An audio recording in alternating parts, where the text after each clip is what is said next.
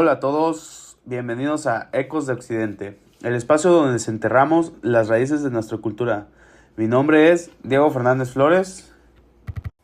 Y mi nombre es Joana García. En este episodio nos adentraremos en un viaje temporal de más de 1500 años para analizar un factor indispensable en la construcción de nuestro mundo actual, la importancia del cristianismo en la formación de la civilización occidental.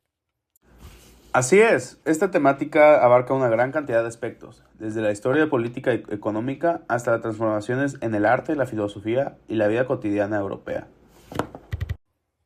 En este trabajo, buscaremos lograr una síntesis que nos permita valorar esta herencia y ver cómo se actualiza hoy en día. Prepárense, porque analizaremos el tema bajo el respaldo de grandes autores de nuestra biblioteca universitaria. Comenzamos. Entremos de lleno a la primera interrogante. ¿Cómo logró el cristianismo estructurar el mundo europeo durante más de 1000 años, desde su legalización hasta el fin de la Edad Media? Para la parte política y social nos acompañamos fuertemente en el historiador José Orlandis Rovira y su obra Europa y sus raíces cristianas. Se explica brillantemente cómo, tras la fragmentación del Imperio Romano, la Iglesia se convirtió en el único pilar de comunidad. En lo político, la fe cristiana unificó los reinos germánicos y construyó una identidad común europea, la cristianidad. Los reyes buscaban legitimidad, moral y jurídica, a través de las instituciones eclesiásticas. Y en torno a lo socioeconómico y cultural, la vida cotidiana entera quedó estructurada en torno a la iglesia. Los monasterios medievales no solo preservaron los textos clásicos, sino que organizaron la agricultura, el calendario de descanso y los primeros sistemas de asistencia social y hospitalaria para los más vulnerables. Por otro lado, para entender el aporte del pensamiento filosófico, es obligatorio revisar el filósofo mexicano Mauricio Bosch en su libro Historia de la Filosofía Medieval. Totalmente. Bouchot rescata que la Edad Media estuvo llena de debate intelectual. A través de la patrística y la escolástica se logró la gran síntesis entre la razón griega y la fe cristiana. Este esfuerzo por justificar la fe de manera racional propició el nacimiento de las primeras universidades europeas, creando el pensamiento crítico y el método de debate que seguimos usando en las aulas. Eso nos conecta perfectamente con la segunda pregunta. ¿Qué elementos conceptuales fundamentales aportó el cristianismo a la discusión sobre el ser humano y el humanismo durante estos 2000 años? Para abordar esta evolución del humanismo, revisamos el texto de Charles M. Wallace, Confronting Religious Judgmentalism, donde analiza el humanismo cristiano y la imaginación moral. El aporte revolucionario aquí es el cambio radical en la concepción del individuo. Claro, porque en la antigüedad el valor de una persona dependía de su fuerza, su riqueza o su estatus de ciudadano. El cristianismo rompe ese esquema al introducir la idea de que todo ser humano posee una dignidad intrínseca por el simple hecho de ser creado a imagen y semejanza de Dios.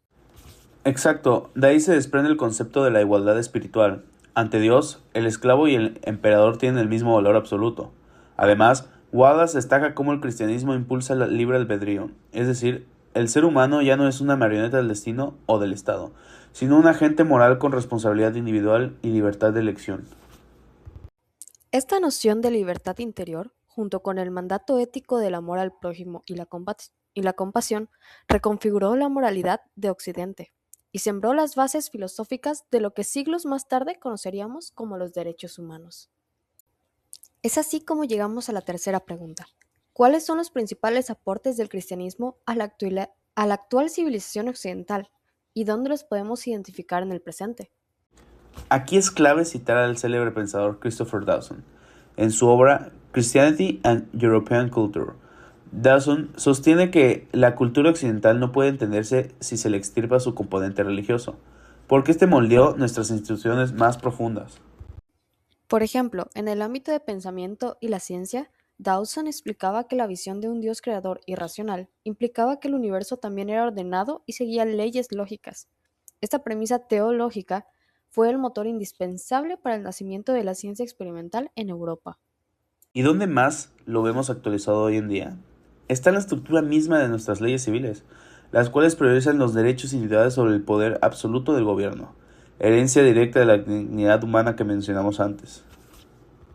Incluso en cosas tan cotidianas como nuestro calendario occidental, la división del tiempo en antes y después de Cristo, el descanso dominical y la existencia de redes globales de ayuda humanitaria y hospitales públicos, cuyo origen directo está en la tradición de caridad eclesiástica.